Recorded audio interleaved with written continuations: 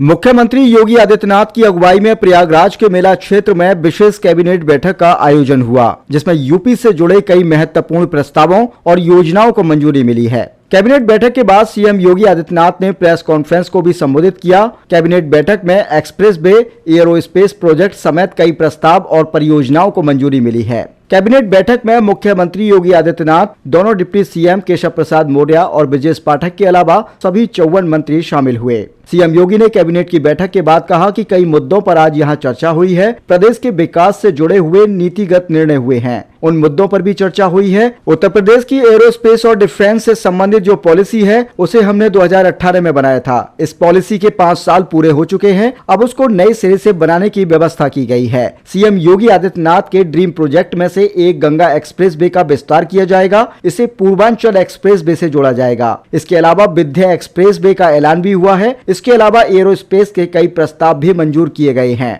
इसके साथ ही भारतीय नागरिक सुरक्षा संहिता 2023 की धारा 20 के अंतर्गत अभियोजन निदेशालय की स्थापना के संबंध में भी प्रस्ताव को मंजूरी मिली है। साथ ही प्रयागराज नगर निगम, वाराणसी नगर निगम और आगरा नगर निगम हेतु म्युनिसिपल बोर्ड निर्गत करने और अभिस्थापना विकास निधि से क्रेडिट रेटिंग एनहेंसमेंट के लिए धनराशि उपलब्ध कराए जाने पर अनुमोदन प्राप्त किए जाने के संबंध में भी मंजूरी दी गई है। इसके अलावा प्रयागराज से मिर्जापुर, जौनपुर, वाराणसी, आजमगढ़, गोरखपुर के कनेक्टिविटी हेतु सलोरी, हेता पट्टी, झूसी के मध्य 4 लेन ब्रिज की भी मंजूरी दी गई है।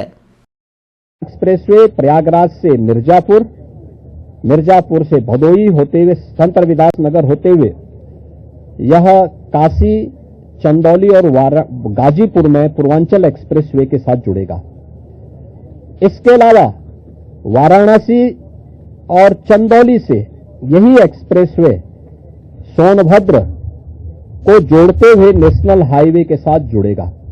तो यह इंफ्रास्ट्रक्चर की दृष्टि से, जैसे प्रयागराज में प्रयागराज चित्रकूट डेवलपमेंट रीजन यहां पे हम लोग तैयार करने जा रहे हैं, वैसे ही वाराणसी में भी वाराणसी बिंद एक डेवलपमेंट रीजन वहां पे भी डेवलप करने की कार्रवाई पर नीति आयोग के साथ मिलकर के इस कार्यक्रम को तेजी के साथ आगे बढ़ाया जा रहा है। तो ये डेवलपमेंट के वे रीजन होंगे जो वास्तव में यहां की न केवल पर्यटन की दृष्टि से बल्कि आर्थिक उन्नयन में और यहां पे रोजगार सृजन में बड़ी भूमिका का निर्वहन करेंगे। उस प्रकार का इंफ्रास्ट्रक्चर की दृष्टि से एक्सप्रेसवे एक, तो ये एक्सटेंशन हम लोग इसको करने जा रहे हैं जो प्रयागराज, बिंद और काशी एक्सप्रेसवे के रूप में इसे हम लोग जानेंगे। दूसरा है चित्रकूट और प्रयागराज के गंगा एक्सप्रेसवे को जोड़ने के लिए बुंदेलखंड एक्सप्रेसवे को गंगा एक्सप्रेसवे के साथ यहां पर भी जोड़ने की एक कार्रवाई को आगे बढ़ाना, जो चित्रकूट की दूरी को प्रयागराज के साथ जोड़ सके और रीवा हाईवे जो नेशनल हाईवे है, इस हाईवे को भी एक सुविधा इस एक्सप्रेसवे के साथ, गंगा एक्सप्रेसवे के साथ या फिर बुंदेलखंड एक्सप्रेसवे के साथ जुड़ने का एक अवसर प्राप्त होगा। तो ये दो महत्वपूर्ण के साथ साथ प्रयागराज की अपनी आंतरिक चैलेंजेज हैं, ट्रैफिक के चैलेंजेज हैं, और इसमें हम लोगों ने अभी से यहां पर पहले आदरणीय प्रधानमंत्री जी की प्रेरणा से भारत सरकार के राष्ट्रीय राजमार्ग विभाग ने लखनऊ रायबरेली होते हुए प्रयागराज की दूरी को बहुत आसान किया है, जिसमें गंगा नदी पे एक 6 लेन का ब्रिज भी बन रहा है। इस समय हमने उसकी एक व्यवस्था स्टील ब्रिज दिया है इस पूरे महाकुंभ के दौरान, जो बहुत प्रॉपर रूप से कार्य कर रहा है, लेकिन वह नया ब्रिज भी समय रहते हुए कंप्लीट हो जाएगा। ऐसे ही अन्य कनेक्टिविटी के लिए यहां से मिर्जापुर, जौनपुर, वाराणसी, आजमगढ़, गोरखपुर की कनेक्टिविटी को बनाए रखने के लिए यहां पर जो मांग हो रही थी, प्रयागराज शहर की तरफ से सलोरी और हेतापट्टी के बीच में, झूसी के बीच में इस पूरे ब्रिज को बनाने की कार्रवाई को, 4 लेन के एक ब्रिज को सरकार इसको बनाएगी। दूसरा, रीवा की तरफ से और जो आपके अरेल की ओर से जो यहां पे प्रेशर है यमुना जी के ब्रिज पे, सिग्नेचर ब्रिज आज से 20 साल पहले बनकर के तैयार हुआ था। आज यहां पर उसकी दृष्टि से बहुत महत्वपूर्ण आवश्यकता यहां पर है कि उसके पैरेलल एक नया ब्रिज बने।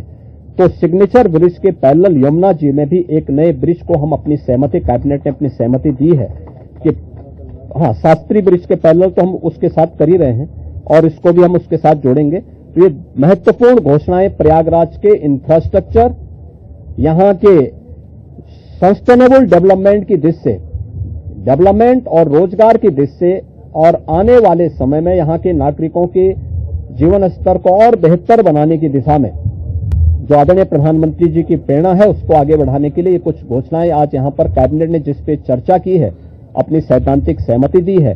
और मुझे पूरा विश्वास है कि अगली बार जब कुंभ के साथ उत्तर प्रदेश जुड़ेगा तो इन सब इंफ्रास्ट्रक्चर का लाभ आने वाले श्रद्धालुओं को प्राप्त होगा।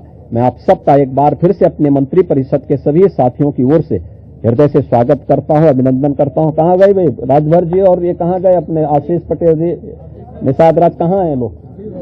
आप लोग पीछे क्या छुपे हुए? इधर आइए।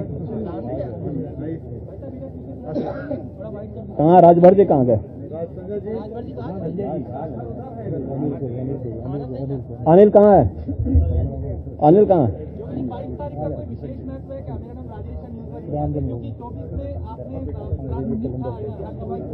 हाँ, तो इसीलिए तो यहाँ पे ये प्रभु की ही कृपा है।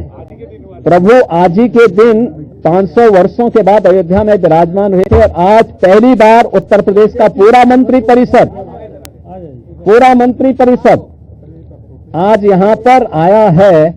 और मुझे लगता है कि अगले कुंभ की क्या स्थिति होती है, लेकिन उसका इंफ्रास्ट्रक्चर उत्तर प्रदेश का ये मंत्री परिषद आदरणीय प्रधानमंत्री जी की प्रेरणा से यहां पर प्रयागराज की धरती पर प्रस्तुत कर रहा है।